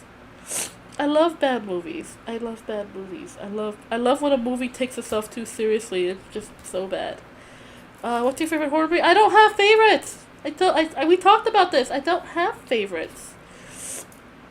I do like the Friday the 13th movies. I do like the Evil Dead movies. I love Nightmare on Elm Street. I love the Halloween movies. I'm a horror buff. I like scary movies. You know, I like the scary movies. But scary movies aren't scary to me anymore. They follow the same tropes and it's like, especially modern day horror movies, it's usually a hit or a miss. Like you follow all the same tropes, but you don't go for it, you know? You don't just be like, yes, into it. Like, you kind of, like, Hollywood, like, a lot of horror movies, they kind of crap out halfway through nowadays with the horror. Like, if you're gonna be scary, be scary. If you're gonna show horror. Don't crap out halfway through because, ratings. You gotta make it, if you're gonna have a PG-13 horror movie, then go all out and then edit out the crap that you think will push it too far. Movie ratings are bullcrap anyway. PG doesn't even mean anything anymore. I remember back in the 80s. Like I love old movies. So back in the 80s, they would have these movies that would be like, oh, PG or G, you know? And they would be movies that you would not show your kids today, like The Secret of Nim. You wouldn't show that PG rating that PG rating would make that move like that PG. The movie was PG. What's the PG back in the day? Yeah, that would be a hard PG-13 movie now. Watership Down, that would be a PG-13 if not an R movie. That was a PG movie back in the 80s. Labyrinth? No, Labyrinth still keeps PG rating maybe.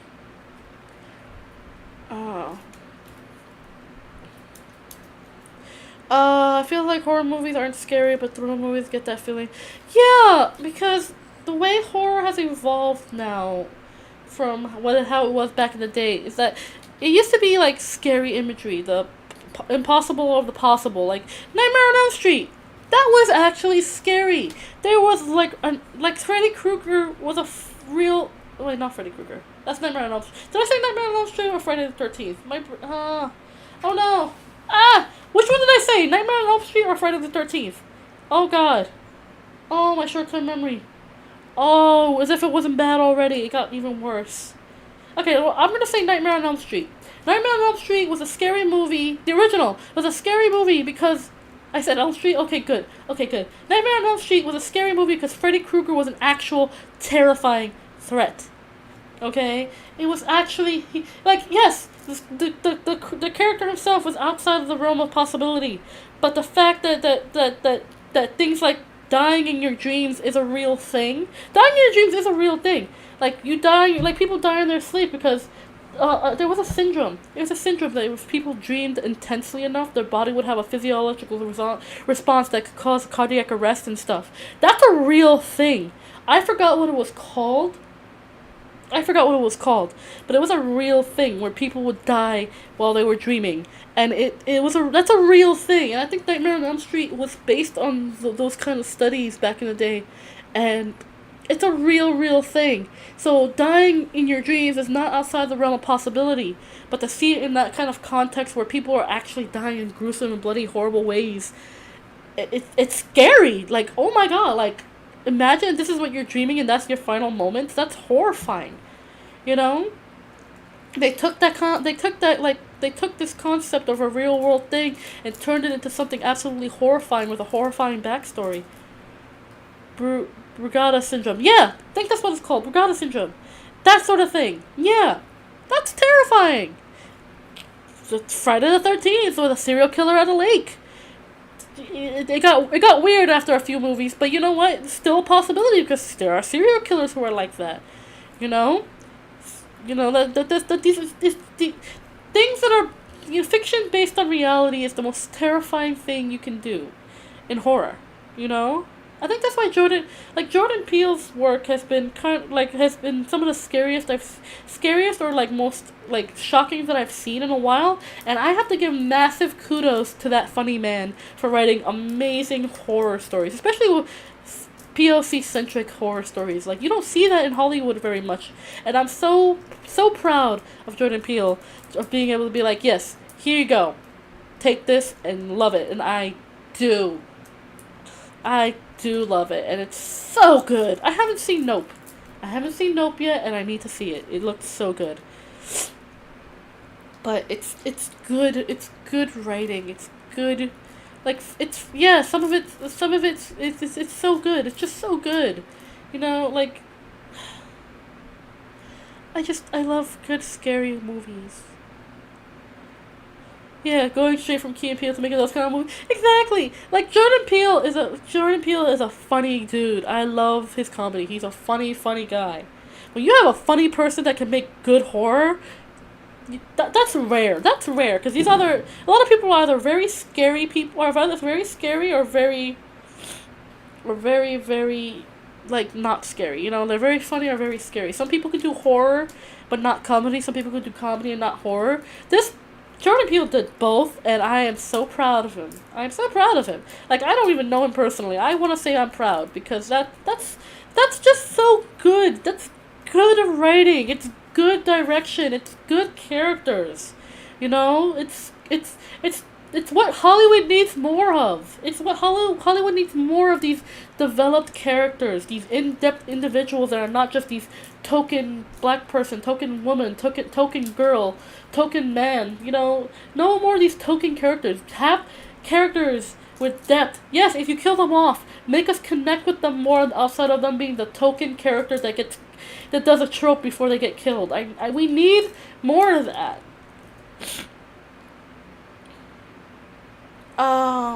It's hard when comedy people get into serious works. Look at Jim Carrey trying to be serious. Yeah! Like, when you're known as a funny person, doing serious work can be very difficult because people cannot... Yeah, yeah. That's it. That's exactly it. You need serious talent to transition from different genres. Like... It can be very difficult, Like, Adam Sandler is a good example. Adam Sandler is a good example of that, too, because, yeah, he's a funny man. He's a funny man who does crude humor. But if you see some of his more serious work that he's done, he's actually surprisingly talented like that. Adam Sandler has done, oh my god, what was the name of this movie? It was a movie he did. Oh, it was on Netflix. Oh my god, my memory. Yes, Uncut Gems. Thank you. Yes, that's it. That was it. That was one of the movies I was thinking about. Adam Sandler is a very multi-talented actor. And yes, he's a funny man. But he can do serious roles too.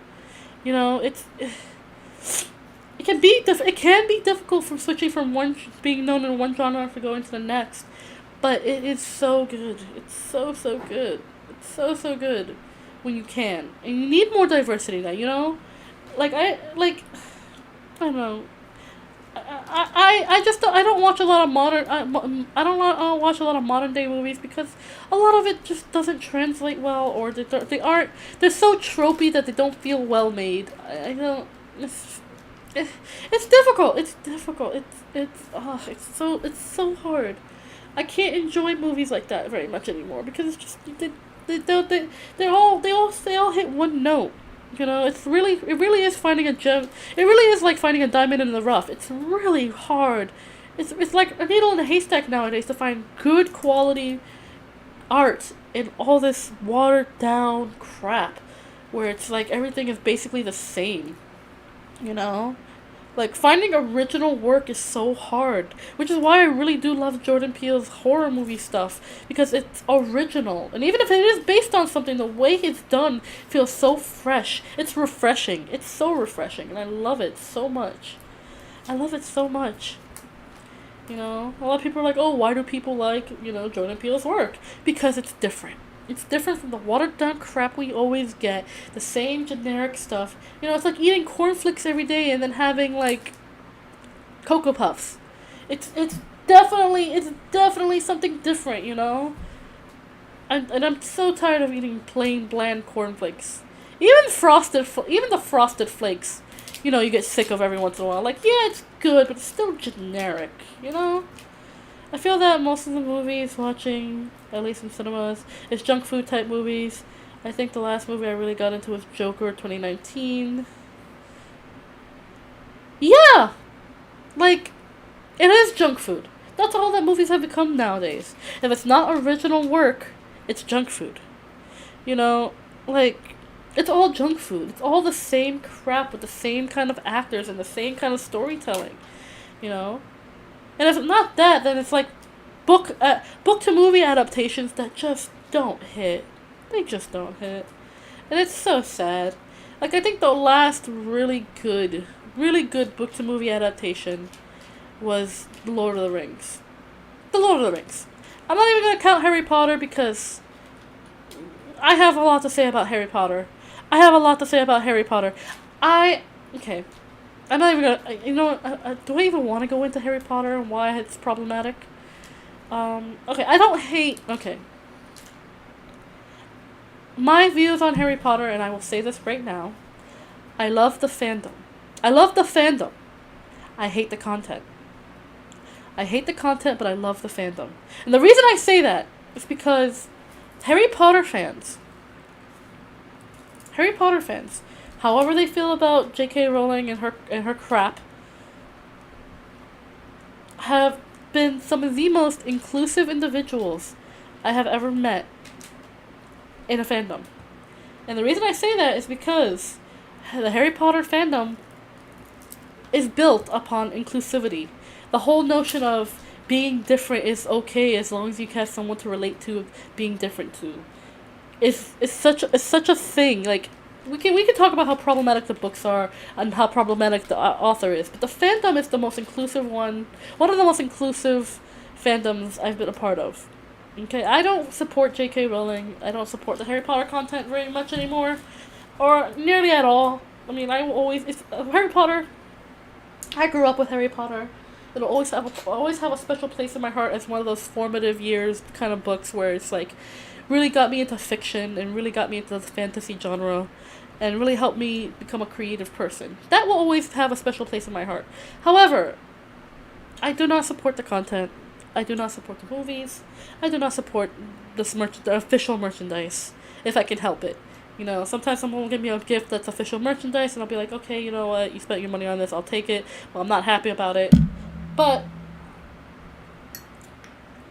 the actual community itself, it's however they feel about J.K. Rowling has been very inclusive. I've met some very wonderful people in the fandom who have been nothing but lovely individuals. And I can say the fandom is better than the actual source material. Some of the fan works that I've read and seen of the Harry Potter world that's much more inclusive and less toxic has been lovely and wonderful. But I do not support J.K. Rowling. I do not support her work anymore. And I do not, I stopped supporting once I discovered she was just trash fire of a human being. So, yeah, that's my stance on it. I support the fandom, not the content. That's where I stand on it. Okay? I'm always open to changing my mind if things change, of course, because that's how opinions work and are formed. So, yeah, you can hate me for that all you want. You know, if you're a diehard Potter fan who loves the books, you'll be like, oh, the books aren't problematic. Read them again and tell me they're not problematic, okay? Read them again for context and tell me they're not problematic. They are problematic. I mean, I'll still read them for the sake of nostalgia, but because I already own the books from like when I was young and stupid. But you know, problematic. It is problematic. Everything in the world is problematic if you look at it through a certain lens. But that's just how I feel about it. But I digress. The last really good book to movie adaptation. Book to movie adaptation was Lord of the Rings. At least in my humble opinion, I haven't seen any other kind of book to movie movies in a very long time because I can't be bothered. I can't be bothered because it's just like if I read the book, I'm not gonna want to watch the movie because they always mess it up. It's the disappointment. That's why I thought like it's the disappointment of it all because they cut so much content that would be imperative to the story. You know, they take these characters that are well developed and water them down to their like most basic tropes of especially female protagonists that have these dimension and depth and feeling, and they turn them into these bad quote unquote badass female protagonists. I hate when Hollywood does that to these amazingly made characters, and then they're like, oh, why aren't these, why are people unhappy with the movie we gave them? We gave them exactly what they wanted. And like, no, you didn't. You took the most basic necessity. You took the most basic bases of the character and turned them into like these one-note characters with no dimension other than I'm pretty and I'm strong. That's it. Oh, and if there's a male love interest, forget it. They turn into these I'm strong, I don't need a man, but I fall in love with you, so I'm gonna need you anyway kind of character. Like, it was so frustrating. It's so frustrating. I hate it. I hate what they do to female characters. I hate what they do, like, no. I want my strong female characters. I want these multidimensional, complex individuals that are strong but are allowed to be weak, who have the confidence in the world but have insecurities as well. Let them be multidimensional. Don't just have them be these strong girl bosses that have no flaws. Let female characters have flaws. I'm so tired of seeing perfect female characters in media. I'm tired. I hate it. When I say media, I mean specifically movies. These can do no wrong, are perfect in every way. They wake up out from bed and they look perfect kind of characters. Fluff that. Girl bossify them. That's what we should call it. Girl bossify them. Like, we don't need girl boss characters. We need strong female characters that are multidimensional and have more personality. Instead of outside of being I am strong or I am beautiful and I am strong and I am going to kick butt. I'm tired of that. They did that.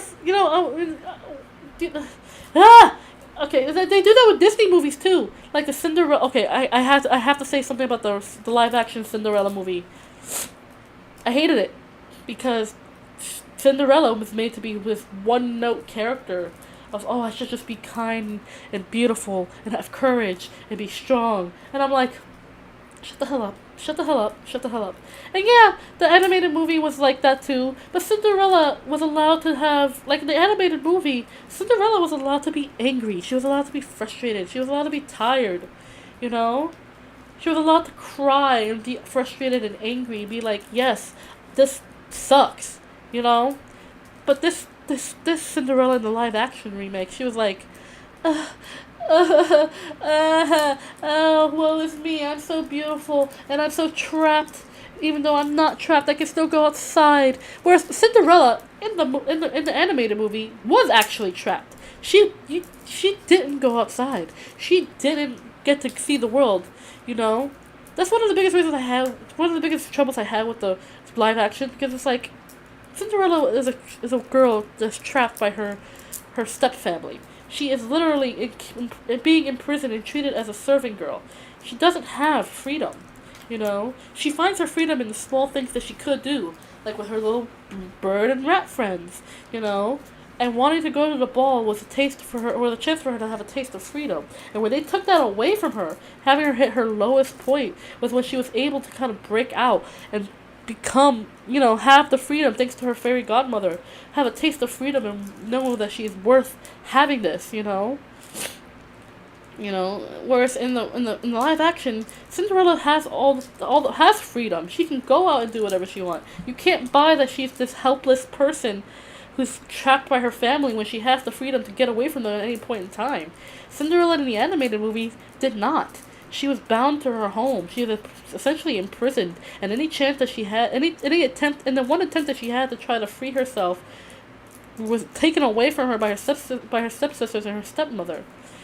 She was allowed to be angry. She was allowed to be frustrated. She was allowed to cry. Cinderella in the live action just didn't hit those notes. She was just a perfect paper cutout.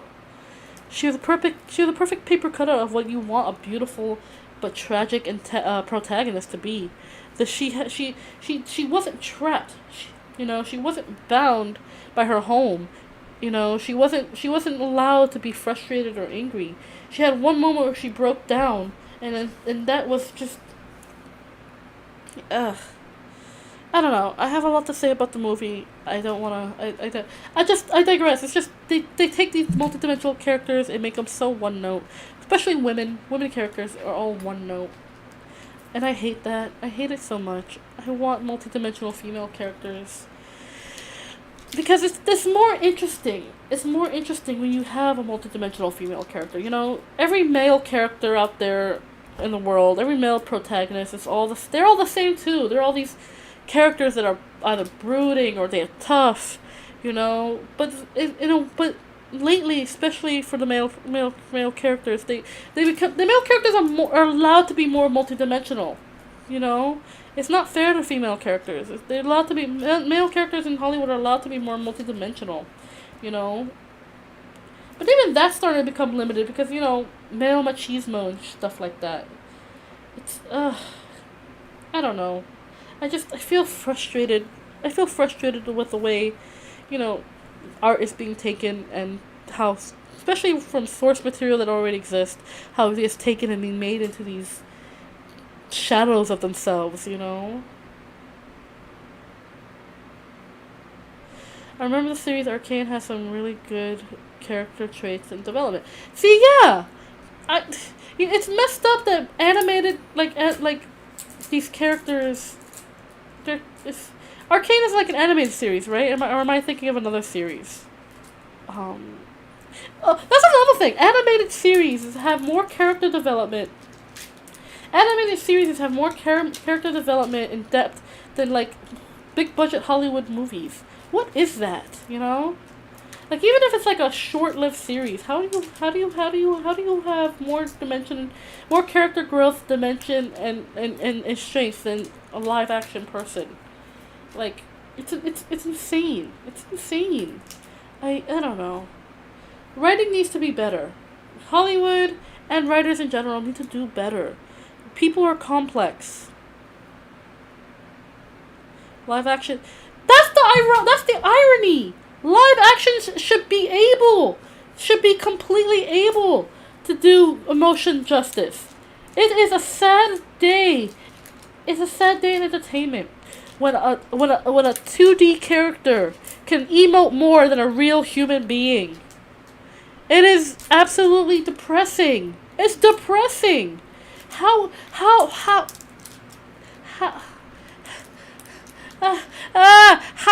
how do you do this? How do you do this? How is it that a cartoon can get across more emotion and more feeling and complexity than a real person? How does that how do you do that? How does that happen nowadays where a real life person can't emote in the same way a cartoon can? Like, I'm pretty sure my model is emoting more than what most actors out there do. And I have very limited rigging. I can do only 2 expressions. 3 expressions. Surprise, happy, and angry. And I get across more emotion than most live human actors. Like, like, what is that? I guess it's easy to forge a character to be emotional in 2D than, like, Dwayne The Rock Johnson and Jumanji. Okay, hold on. I actually like the Jumanji movies, okay? I thought all the actors there did a really good job, okay? I thought they did a wonderful job. I'm not gonna say dick or shit about those movies. They were actually quite good. Okay, I thought all the actors did a wonderful job, considering the kind of movie that it is. But I digress. It's not just in facial features. It's in tone. It's in attitude. It's in. I like The Rock. Okay, I've always been a Rock fan, even when he wasn't a wrestler. Even when he was a wrestler. Okay, I will stay. I am a Rock. I am a Dwayne stan. I will stay. I will say that. I'm not a hardcore stan. Okay, because he's only human, but I like The Rock. I think he's a good actor. I think he has a good talent for acting. Okay. I think he does very well. He's an entertaining fella, and I think he does very well, okay? Anywho, lore. It's more lore. There you go, more lore. But no, I just it really is just a matter of not just emoting, but having that dimension and depth. You know, it's really just a personality outside of their typical trope of I am a tough, strong, independent woman, or I'm a super machismo tough guy man. You know? Have your male characters cry. Have your female characters be angry and have justifiable reason for it. Let them have those ugly moments. They can't be beautiful all the time. And that's another thing. There have been I've seen adaptations where characters would be fairly average looking, and you still get a really hot actor or actress to play these characters. Like, what the hell? Okay, let these characters be ugly, and not for like comedy's sake. Okay, let them be ugly. Let them be average. Let them be human. Okay, not everyone wants to look like a perfect princess. Not every character was designed to look handsome or beautiful. Okay.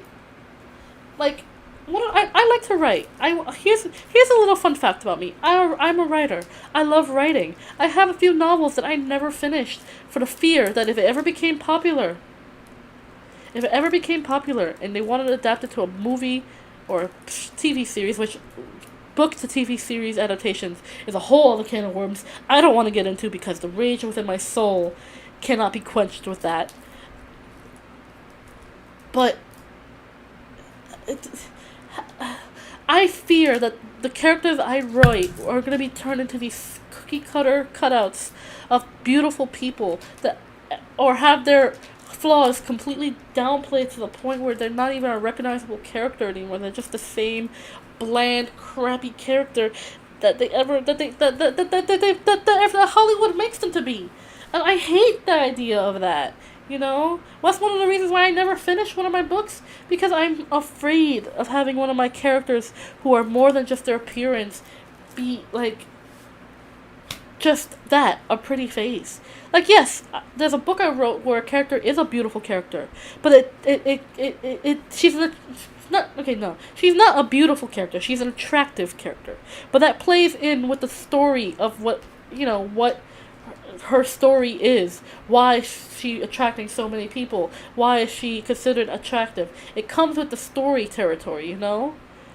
She's not, and I say attractive and not beautiful because beauty is subjective, and two, she's not a beautiful character.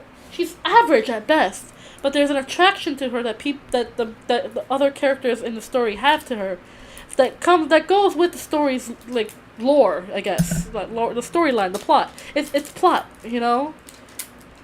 It's just so. But I fear if I finish that book, and it's almost done. If I finish and publish that book, it's gonna be taken into the context of, oh, people are attracted to her. She's so stunningly beautiful. No, she's average at best. She's an average standard of beauty. She's like a normal person, like an everyday Joe that you would walk past on the street and probably not look twice on. You know, that's the whole point. And there's another story I'm writing where this character is not at all attractive. They're actually kind of outside of the normal beauty standards. You know, they're punk. They don't care about their appearance because it's like they live in a world where it's more about survival. You know, and I fear that they're gonna have some pretty person be like, oh yeah, this is a character that we want everyone to see and associate with. And I'm like, no, it's terrifying. It is terrifying. Like I don't know. I feel bad for any creator who writes a beautiful, wonderful piece of art, and then they have to have it subjected and turned into this crap. This crap where everyone looks the same, and every character is the same, and every acting is the same. Breaking Bad and Better Call Saul are some pretty good emotion. Yes, they are. But that still goes into the whole, you know, whole factor of these multi-dimensional characters. I'm speaking specifically for female characters, but in terms of like male characters have more permission to have more depth. You know, and it's very unfair. It's unfair because it's like people don't know how to write women characters. You know, and women characters are not as complex as you think. You know, they really aren't. You know, we have a wider. It's just, you know, women characters are not hard to write. It's just that, especially when men write, and I've seen this so many times in books, men write women characters and they try to make them multidimensional, and they fail so badly. You know, it's not hard to write a strong female character. It really isn't. Okay? Just, it's not. Women and men are not that different when it comes to the characteristics of emotion. Okay? We all have the same kind of emotions, the same kind of intensity. You know, but people always want to write these female characters and try to make them strong characters because, you know, that because of that lack of representation of strong, developed female characters. And like you're trying too hard. Like if you want to write a strong female character, write them how you would write a male character, but just give them tits. That's it. That's really it. It's not all that complex. It really isn't. Okay? We all have the same range of emotion, you know? Women are not hard to get. A lot of people want to make the joke that, oh, you know, we can't understand women. Women are hard to understand. We are not hard to understand. We aren't. You guys make it hard for us to be understood. You know? Because you want to put these kind of, like, expectation on women. I am a type of person, I will say what I have to say. You know, if someone's asking me, hey, what's on your mind? If I say I don't know, it's not for you to fish for more information. I don't know what's on my mind, or I have nothing on my mind, or I have nothing that's worth talking about on my mind. It is not that. I have so many male friends. They'd be like, hey, you know, what's on your mind? You good? And I was like, yeah, I'm fine. It's like, what's on your mind? Nothing. And then they try to fish out what I'm thinking about. I'm like, my dude, I'm not thinking about anything that's worth talking about. If I did, I would tell you about it. It's really not that complicated. Like, I agree with your fear on making a character that feels... Yes, it is. It is a fear. It is a massive fear. As a content creator myself, I don't want to be writing a character that has so many range of emotions and thoughts and feelings, and they come out being just another pretty face with a flat personality. I don't want that. If I wanted that, then I would write that. You know, that's just Hollywood. Do better. You know, directors, writers, do better. Women are humans too. We have the same wide range of emotions. We're not that complicated, okay?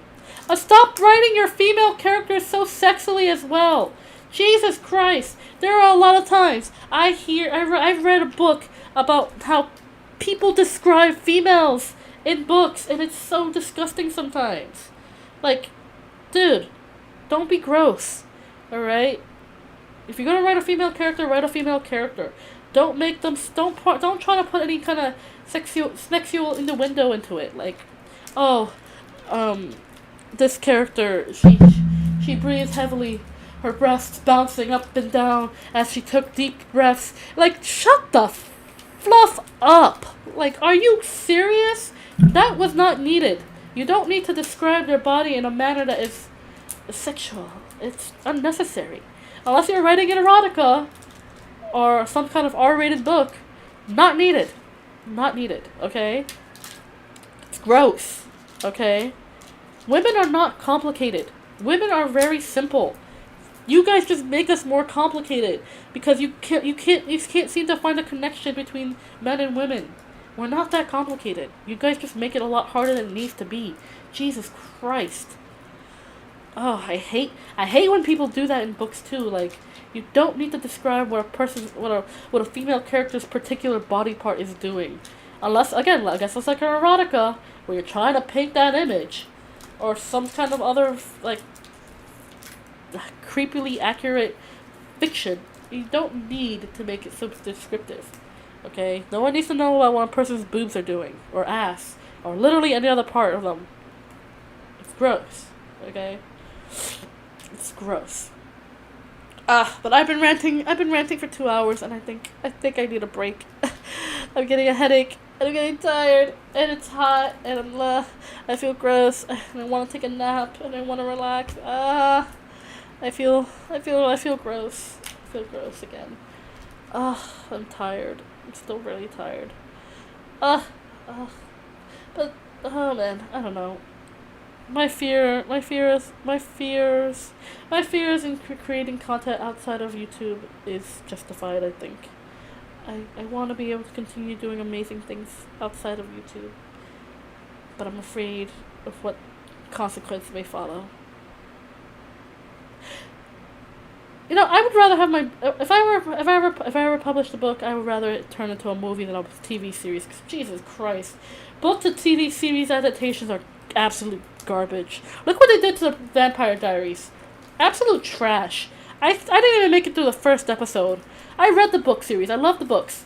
I didn't make it through the first episode. I was so angry and so disgusted at how inaccurate they had everything. Right off the first episode. Not even halfway through. Couldn't do it. Didn't watch it. I hated it. The only book series to TV series I liked was oh crap, what was it? True Blood. But that's a whole other thing. I want to watch True Blood again. I actually like the show better than the books. The books I didn't hate, but I liked the show better. It was more entertaining. That was the only win. That was the only win from book to whatever adaptation. That was the only win. I'm tired.